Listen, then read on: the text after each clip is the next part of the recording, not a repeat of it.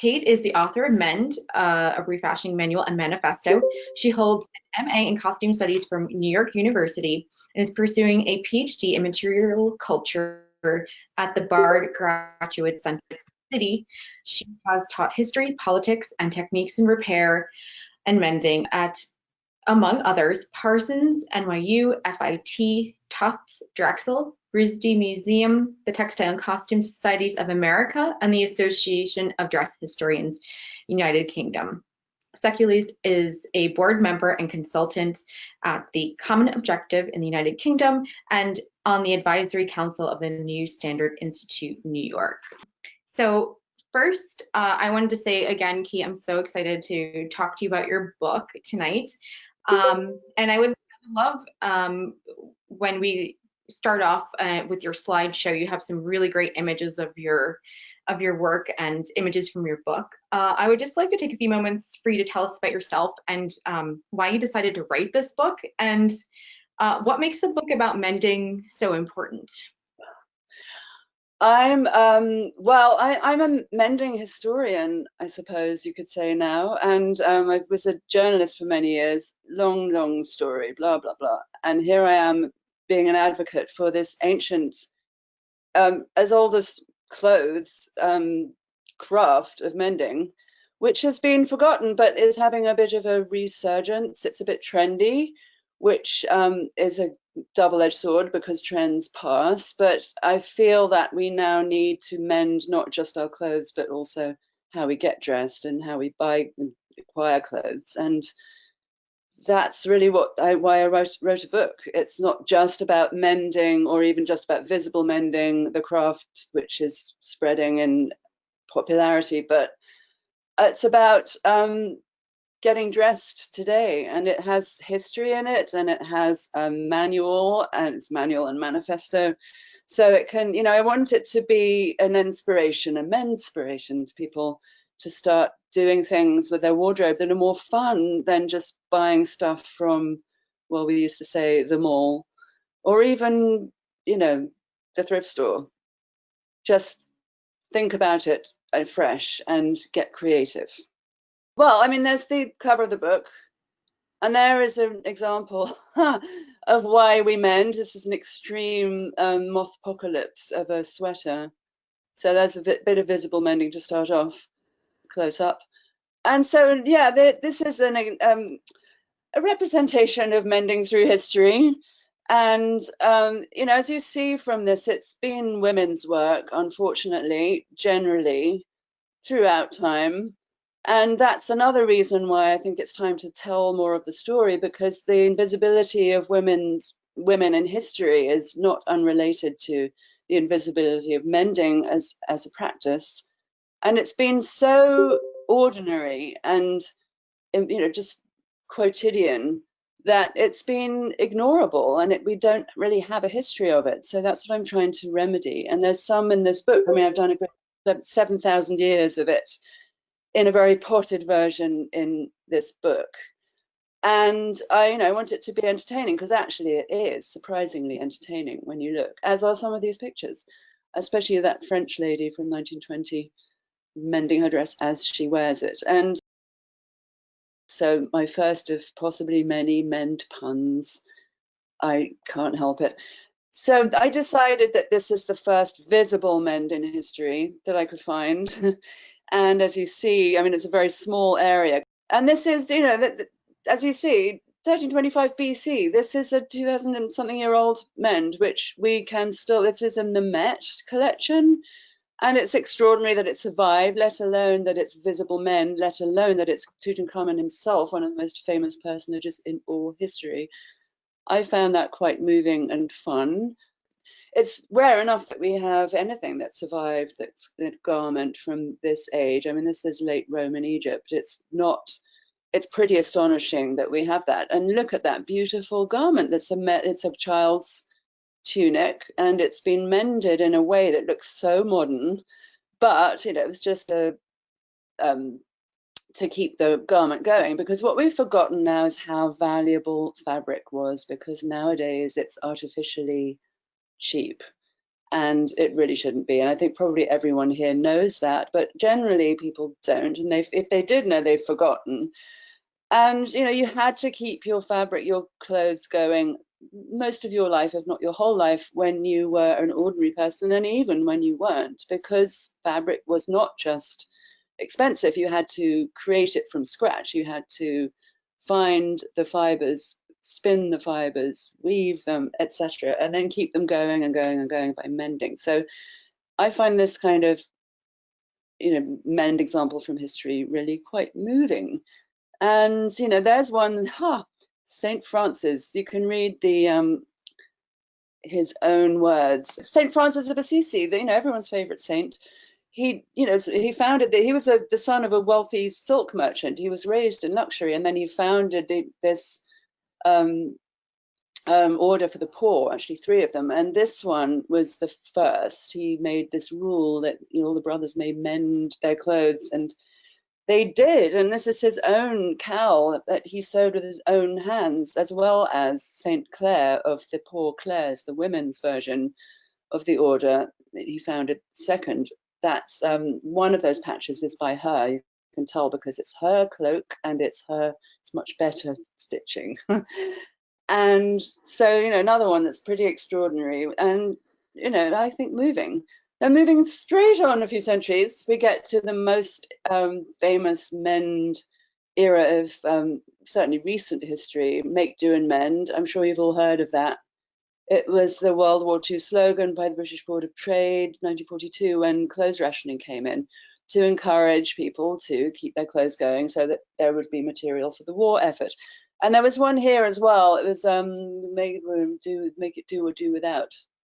A little less famous, and there was no clothes rationing here, but still there was a trend for patching and mending and darning by necessity, but also people really got behind it. And it was really, the First World War had already happened, even in America, where she didn't participate as much as Europe, but these were, there were all these methods of preserving garments, and Mrs. So-and-so here, who I think is absolutely terrifying and must have given children nightmares, was this emblem for the whole thing. And she would give you all these instructions with deft dons by Mrs. So-and-so. And then over here you have the squanderbug, the Nazi squanderbug, who encouraged you to keep shopping because it helps the Nazi squanderbug. And this is a famous era, and this sort of make, do, and mend as a hashtag is a little bit misappropriated, because it's make do isn't really what we're doing now. It's more that we mend because it's creative, and there's a little bit of dodgy history there as well, because mending throughout history meant shame, and because, well, for obvious reasons, I don't think I need to explain that. And suddenly it was a point of honor during the 2 world wars. But we need to remember that mending now is that it's a luxury because it takes time, is a bit of an irony. Here we are now, pretty much now, it's a couple of years ago, and fashion has loved the look of mending in some ways since the hippies made embellishment and patching a trend, and fashion designers were very keen on that and spread it around. And there was a big trend for home sewing during the 70s, and also because ready-to-wear was quite expensive. And later on, well, basically clothing, as we all know, got very cheap, artificially cheap, and the trade metastasized, and there was just too much stuff. We are now in this era of absolute overconsumption. But during this time, at various times, definitely, high-end designers have just gone for that look, and now it's really happening even more. It's gone to further than it had even 2, 3 years ago. But Alessandro Michele of Gucci, I think, has a lot to do with the look of embellishment looking good to us now, because he is so famous and so successful now. And then we have over here, we have Greg Lauren, nephew of Ralph. And Ralph is known for copying vintage. And yeah, I don't think that's the wrong word, copying. But his nephew, meanwhile, has made a little industry out of mending army surplus and then selling it for enormous prices. I mean, bless him, it's great because it makes there be a market, a trickle-down effect, a kind of aspirational look to something that looks like this. But, you know, it's not really in the reach of normal people, and it's got two sides to that story. Is Greg Lauren also using antique quilts or quilt tops as a source fabric for his garments? Do you happen to know? You know, I do not know. I haven't kept up with what he's doing now. I think he's still doing it. I'm not even 100% sure about that. But that has been done before. There was actually a little trend for that in the early 70s, partly due to Gloria Vanderbilt, who was a huge collector of antique quilts, as were many of the ladies of society, including, you know, Jackie O, as she was then, and who else? There was several articles in Women's Wear Daily and Vogue about these ladies collecting antique quilts and having them made up into hostess skirts. So, I mean, I think a lot of our stock went missing in that era. So I don't know if Greg Lauren can find any around. They're harder to find, and they're properly, you know, they should be valued highly, and so they are. But you know, if Margaret, if you find out that, I'd love to know, because I could research it too. I shall do that. I don't know. But you know, those kind of fabrics and textiles, and I think it's a little bit worrying to have those made up into clothes unless they are really in a state and cannot be salvaged, because some things really need to be preserved as they are, and I think that's probably one of them. I went and, you know, the thing where you get deliberately distressed denim. It's been a shocking aspect. They're terribly unsustainable. It's awful for the environment. The people making them are just abused in so many ways. The denim industry is something like, you know, $54 billion. It is out of control. And the fact that your brand new denims are bought looking like this, I just find appalling. It's an abomination. So I thought I did this sort of art project, which I must do properly and document it, which I haven't yet. But I bought some, mended them creatively, and returned them to the store, which I thought was hilarious. But so here's one. A friend of mine bought, sort of accidentally got this derelict house, and it was unbelievably found in this state with all the clothes from this family of farmers who had 12 children. She's actually written a book about it. She's a quite famous children's book illustrator and writer called Sophie Blackhall, and she's writing a book right now about this family and this farmhouse. And she let me in, and I picked a couple of dresses out, and that's this one. It's in a state. And so I mended it, and I mended it with this fabric here, this rather lovely floral is somewhere in there as well. I found that there. Obviously, it's all washed, etc. And that's another kind of project I did. Oh, here's something that's mended from being boring.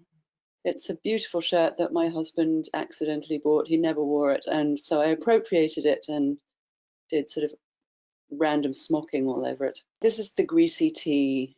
I've named all the mends. It's in the book. I've done a periodic table of mend elements.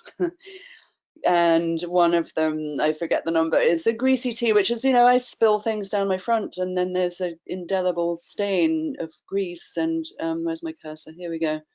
So I outlined it. That's the first one I ever did. And then there's another one.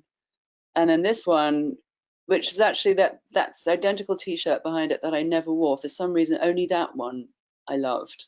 It's a funny thing about clothes. And then I spattered it again, and this happened. So, you know, I recommend that if you're a spatterer like I am. After reading the book, it's the section on like techniques and how to and terms is robust and really fascinating, and it really inspired me to want to mend and get out some needle and thread and alter all of my clothes. And do the a few people commented in the chat box that they love Mended from Being Boring as the Yeah, I love that. for Thank this. you for loving that. I'm fond of that one because, you know, it enables you to mend things that don't really need mending, but they do, because you're not going to wear them if they're too boring. But this one, so here's another, there's a related to the greasy tea. This one is, I call it Painty Pant, because it's named after this one. I've done others, but this one was the original. And there are, you can see just about here, there were these faded paint spots, which just looked boring. I'd say boring again. They weren't attractive. But I left them on this leg for the contrast, or maybe I just haven't got around to it yet. I'm not sure. But see, obviously what I've done there is go over them very carefully in different colors of satin stitch. And it's a different kind of spotty now. There's all sorts of ways you can do this. They're all very adaptable. I'm really glad you said that, Laura. I'm really happy to hear that there's, you know, you were inspired to try it, because that is my entire point. I just want people to be excited to try it. And I'm very careful in the instructions to really enable anyone at any level to just go and do it, no matter what. And I've discovered in teaching in the olden days when we could do this IRL, that very many people have never learnt to sew, and they're finding it hard to find instructions for the very beginner phase. And that is an oversight. So in this, that you can find them online pretty easily. But what I'm hearing you can't find so easily is something that really holds your hand and takes you through the things that really happen. So I've addressed that in the beginner stuff. I don't think anyone in this audience is a beginner at sewing, I dare say, but plenty of people are nowadays, because our mothers and grandmothers don't teach us I would say necessarily. to your book, aside from being really digestible and easy to follow for beginners or even people who've sewn for a while, I mean, I don't know that everyone is, you know, it has advanced knowledge of like darning and the different mending techniques, but there's so many tips and methods to try. It's really beautifully laid out here. So I hope that others will be able to purchase or borrow the book from the library and check it out, because it's really a tremendous work that you did here. Thanks, So Laura. That's so lovely. I mean, there really is, yeah, that I laid it out in such a way that it's sort of logical to me. And by the way, the book designer, Shivani Sarkar, was just incredible. She just did my dream. She made it, it's as if I could, you know, if I imagined my ideal book, this is what she did. So I think it looks lovely, thanks to her. But the whole, yeah, the progression of building your skills, you can start halfway if you already know, but if you don't, then I'm going to help you when your thread gets all knotted and you don't know which way to hold your fabric. And it's all really mysterious when you don't know. And I've discovered that from teaching people from scratch, and they just don't, it's impossible when you need help to get onto the ramp before you can do some advanced embellishments. So the whole thing is supposed to be in there. I'm moving on. This one, okay, this is another kind of blended from being boring. This is a cardiganized sweater. Cardiganizing. And that's, you know, I love cardigans more than life. And for some reason, you know, I think this was such a lovely, soft cashmere that I got secondhand, of course, because I get everything secondhand, but it was so boring. So I cardiganized it. Full instructions in the book, but you can basically see how that works. And oh, darning, just a darn, plain old darn, not so plain, more darning. I like a color thing. This is a whole mixture. It's this ridiculous that melange of techniques that I like a bit of punk as an old punk. So to me, it's good to have something that looks a bit rough and a bit extemporaneous, because if it's very neat and finished, I like the look. It's fine, and lots of people love that particularly, but to me it looks a bit factory made, so I want to see the hand. And luckily it's easier to do that way as well if you're not the most fastidious of sewists, which I can be, but I find this amusing. Again, I think a bit of comedy is sometimes good. We can get over serious in our fashion choices. Ooh, that one. That was attacked by a mouse. I accidentally left it out in the countryside, and a mouse went and made her nest. And I think it's fair to say that most of us would just discard that. It's, would you, Laura, if you have that, would you think, I might use it as a rag to clean something first, but I'm curious to see what you did with it. And knowing that, you gave a mama mouse a home and were able to salvage the piece really warms my heart. I know, right? I didn't feel, yeah, I felt that it went to a good cause. It's true. And there you go. That's what I did. So it's actually got an endoskeleton of a scarf. It's a two-tone cashmere scarf of a matching softness.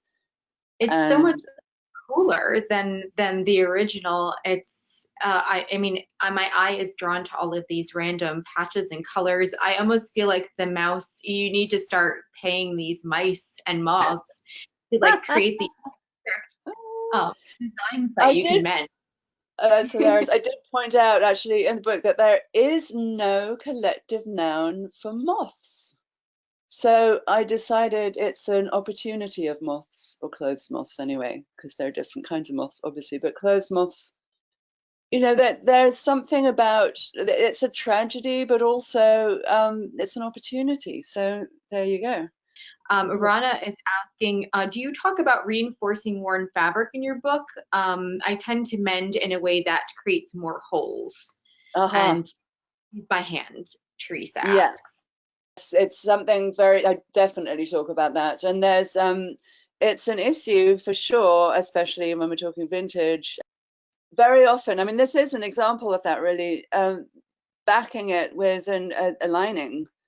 And I've got a whole, I don't know if there are any here, but there's a whole section, there's sections in the book that go on about that. But it's, there's an overall technique I call an underpatch, and that's what it sounds like. So a fabric behind it and then stitching over it. And it's really the technique of, I know lots of you will know all about bora, the Japanese technique from the Meiji era, which has been, again, as they say, misappropriated to some extent. A lot of people tend to say they do bora mending, but they don't. It belongs to history. You cannot do it now. You have to be very careful if you're not, doing cultural appropriation. It means scraps, the word bora. So if you haven't seen it, go and Google it, because it's an extraordinary look of scrap on scrap on scrap on scrap, because the scarcity of fabric in this era in the rural north of Japan, where there was no cotton, it was really it was hemp, and there were all these sumptuary laws, so you weren't allowed to do a stitch bigger than a grain of rice, and that also gave rise to sashiko stitching. So sashiko is another one that we can tend to misappropriate in mending, because there are some people that do it very beautifully and very precisely, but the general idea of doing a running stitch on top of a patch, which can be over or under or both your holes, is a really excellent technique. And that's basically, Rana, how you will do your reinforcing even today, even if you're not trying to recreate that particular look. Oh, this is a selfie patch. Again, I find I've got instructions for that too. This one here, this is a mixed one. So the lovely mender who's on Instagram as Fiderelsa, she coined the term embellish mend. I give her full props for that lovely word. And it's what it sounds like when you're doing. This is an Anglomania Vivienne Westwood dress. So I did a little punk look with couched safety pins. And that's actually reinforced behind. That's an underpatch and there's some running stitch. So I've just illustrated what I was talking about. Another one. Oh, there you go. Yeah, this is an ancient t-shirt one. You know how your favorite t-shirt is the old one? You just can't recreate that feel when you've got one you've had forever and ever and it gets more and more threadbare. You got any of those, Laura? Oh, yes, I do have many. I, like you, I buy mainly secondhand, so they usually already they've been worn in and softened and stained by time. So, yes, I'm perfectly familiar with that. Yeah, I think many of us are, especially where it comes to t-shirts, because they just get soft and there's something about, Mhm. I love the shape of this one, and you can't. So this is one of those for me, and it's got this funny mushroom effect. I think they're probably naughty mushrooms, but there's so I just sort of echoed that in a little embroidery with a patch behind it, and then what? Oh, dance. Teresa, question for you. Do you stitch all of these by hand?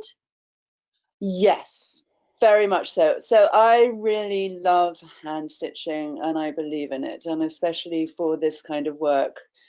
And I've nothing against machine work. I think I said in the book, I've got not, but not in this book. You're welcome to mend by machine, but not in this book. I mean, yeah, machine mending is really useful and it's quite, stronger sometimes, and it's certainly faster sometimes, not always. So yeah, you can do it, but I prefer the look of hand stitching, and I prefer it. Here comes a pun alert.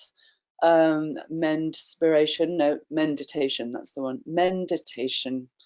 It really works, and I think we're all experiencing stress these days, and I really recommend, if you haven't done it already, a lot of you are sewers, I know that, so, but there's something even more soothing than normal sewing, especially darning. Actually, darning is so meditative.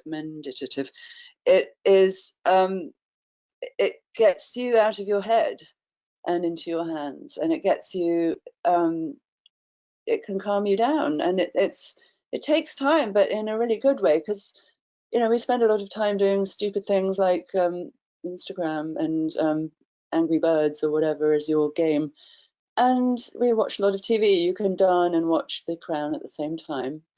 I can attest to that.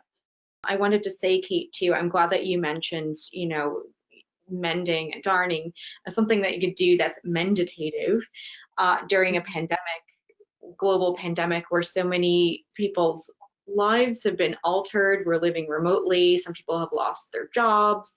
Some people are, at home being working and being like teachers, mothers, caretakers. It's nice to have something to look forward to that you can, as you said, get out of your head and just look and, just do this repetitive, Yeah. relaxing making of this stitch. So, I mean, I think there's a whole opportunity for a YouTube channel where it's just you mending all day and people can Oh, tune.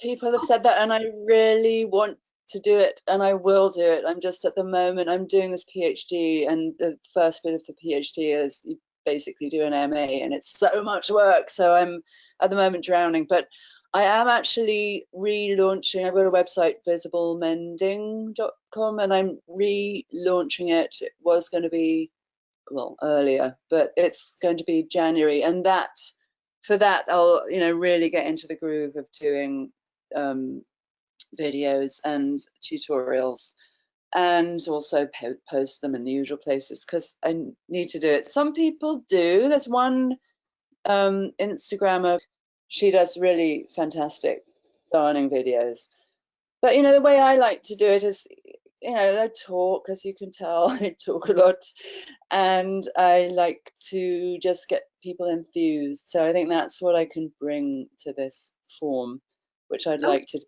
and I will. So yeah, look out for that. how do you choose the type of thread for the various types of fabric?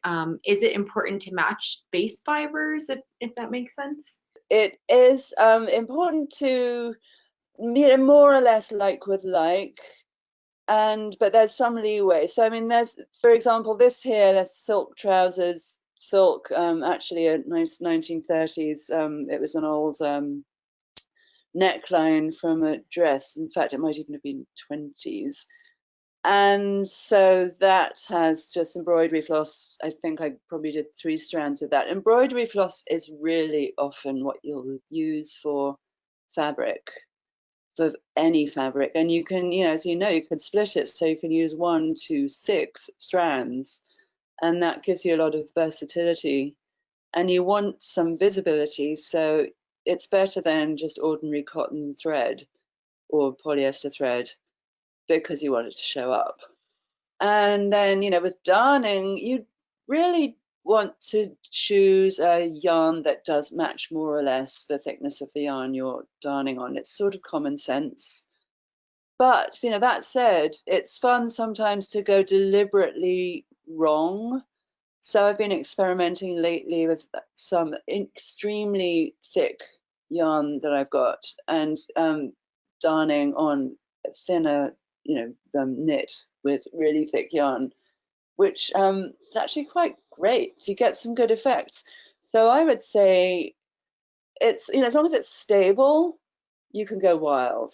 And sometimes you might want to, say, stitch on this patch invisibly just to secure it, and then go over it with your fancy thread that looks nice. But I can't say enough, and I am saying all the time, go wild. Just do something that you find attractive and exciting and stimulating. Because if you don't think it's lovely, it's going to get boring and you're going to lose interest. So sure, change your color, change your thread halfway, do whatever feels right. And there are really very few rules. There are so many rules in sewing. We're used to there being all these instructions that seem terribly precise and that you can't change, go up at A, down at B, up at C, back down at D. And it's very confusing sometimes. But that even though all the embroidery stitches have names and they're done in a certain way, really there's so many that are the same thing, just slightly tweaked. And there are so many that have so many different names for the same thing. And after a while, you understand that these things are made to be, these rules are made to be broken, and you can do your own thing. So I think that's the future, that we all need to get back to having sewing skills that we as a culture have almost definitely completely lost. And it is coming back now. And I think all of us that sew, I would love us to spread the word and just get other people enthused. And maybe with sewing this sort of thing, with some jazzy darning and interesting mends, it's a conversation starter, and people really notice and they want to know why you did that and how you did that. And it will happen to you if you haven't done it yet and you start. You'll find that people are just love the look, and you get the conversation going, and then you spread the menspiration. You really want to menspire people. Throughout the book, the puns really gave me a chuckle. I Considered the lowest form really of. overdo it, but not so much in the book, right? They're sort of spaced out. But I liked too that you're telling us to go wild, because I think now that we're so contained and there's so many rules during COVID-19, it's nice to be given to go wild with something. So That's a really good point. Good point. Yes. So I have 2 questions for you. One is from Ekaterina. How long did it take you to write this book?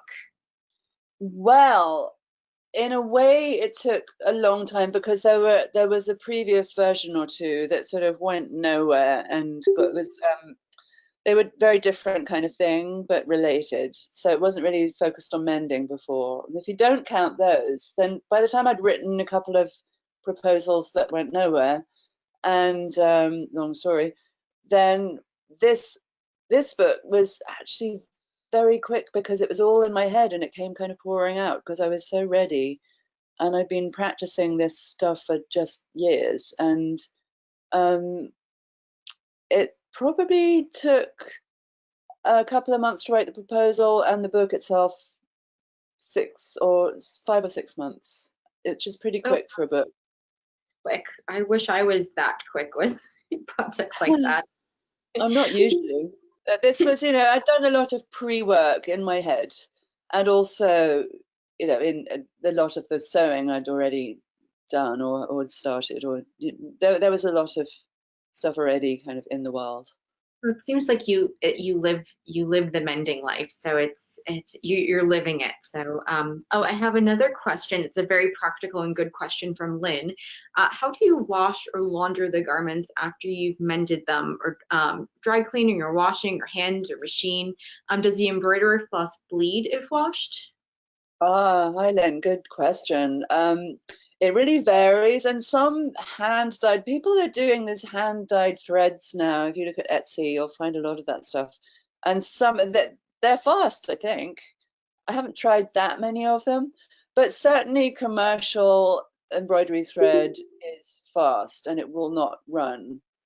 And there are other brands that then the one I tend to use DMC, and also I actually love using vintage ones, so Coates and Clark and all sorts that I find they don't run, but I'm sure you can find some that do if you really try. But as for, I mean, it's more the kind of puckering and things that can happen if you're mending certain ways on certain fabrics. You need to watch for that a little bit, especially rayon. Rayons are, notorious for being difficult to wash. But on the whole, I do usually either wash on delicates or quick wash in the machine or wash by hand, especially when there's something with an awful lot of embellishment on, like those those are definitely a hand wash thing, and they didn't used to have to be, but now I do wash that by hand.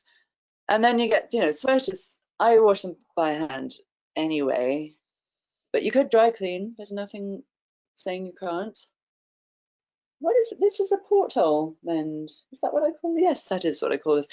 It's I did this. This is one of the first kind of techniques I came up with, actually, so long ago, and I really still like this one. It's one of the first ones they did. It's these are holes. They're still holes, and so I've just outlined them in eyelet and left them as holes. Simple. It's very useful, that one, because if you like the look, if you don't like the look, then forget it. But if you like the look, it's quite versatile. You can do all sorts of things with color and different threads. Perhaps a glittery thread sometimes is nice, but it's really fast, and it comes out nice. I like how it looks. This is just a horrible, overdone mess that I posted it and people loved it, and I was saying, oh my god, well, this one went really wrong, and they said, oh no, it's really great. So I mean, that's a real example of more is more, which I always think is a good mending technique. I'm still not sure myself, but it's certainly dramatic. And oh, oops, America, I did that when in the 2016 election. That's a pit mend. Pit mends are very often needed.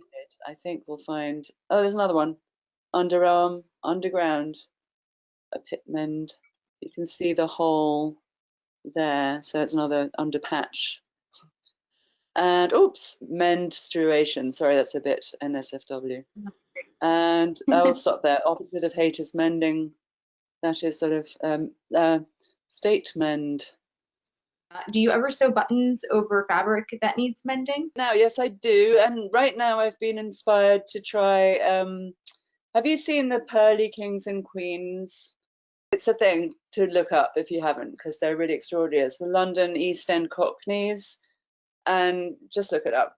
So sort of inspired by that, I'm doing a moth-eaten jacket, absolutely covered in buttons in patterns, and it's really fun. Lynn has another question about how mending holds up when different weights of fiber content are put together.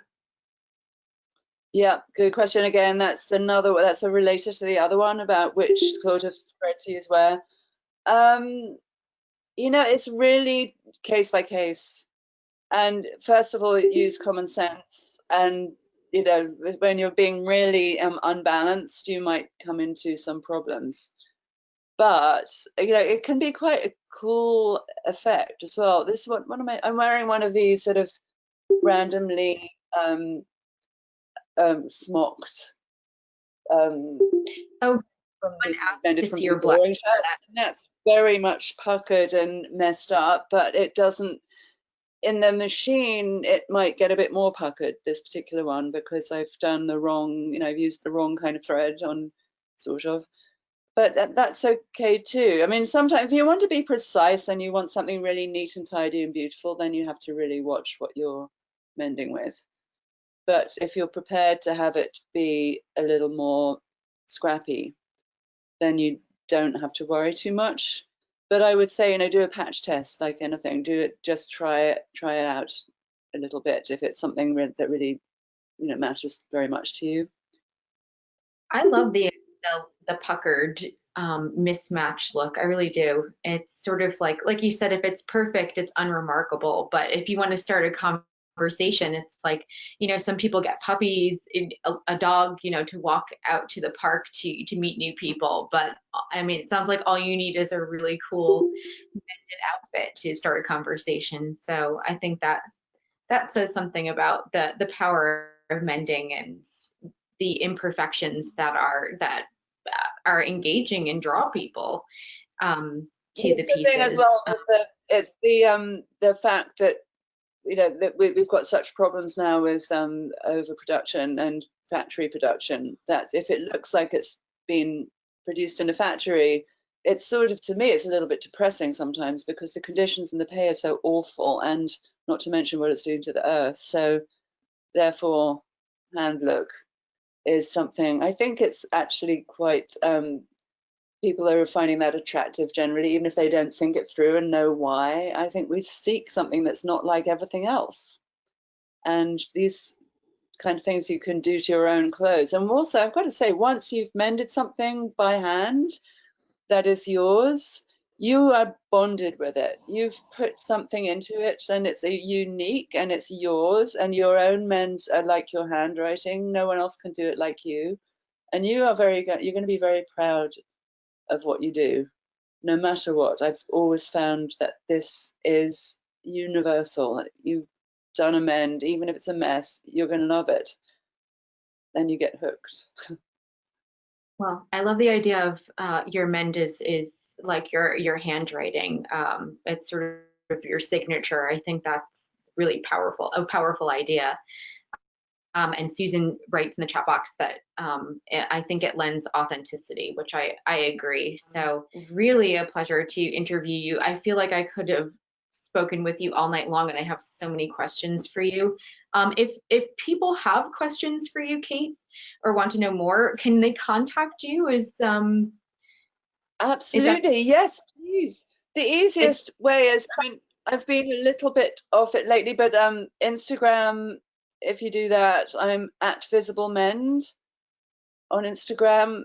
I really need to change that to my name, but I haven't yet. So anyway, even if I did, you could find it. The website is visiblemending.com. And the other thing I haven't mentioned yet that's going to be on that, which I'm quite excited about, is I'm doing a Menders directory, because people are always asking me, so maybe not everyone's going to do their own, but they want someone else to do it. They want to commission a creative mend. And there are plenty of menders now doing that. So I want to connect the menders and the mendees, and there is nowhere to find them except by digging through Instagram. So that's what I'm doing. And it's kind of a no-brainer, but it's completely free. It just costs me money. So it's something, right. That will be on the new site, but I'll put updates on the old one to say how that's going. And yeah, that's a good start. And then you message me, DM through Instagram if there's something more, and I will find you, your email or something. Yeah, thank you, Kate. We're all out of time, but thank you everyone for joining. And thank you so much, Kate. Your book is incredible. I hope people go out and purchase the book and read Laura, it. thank you so much. And thank you, CSA. I'm so thrilled and really, really flattered. And it was absolutely delightful to do this. And Laura, it's so lovely to see you. It's so lovely Maybe to in see real life. you. Thanks for joining us, everyone. Thank you, CSA, for hosting this. And everyone, have a lovely evening. It was a great pleasure.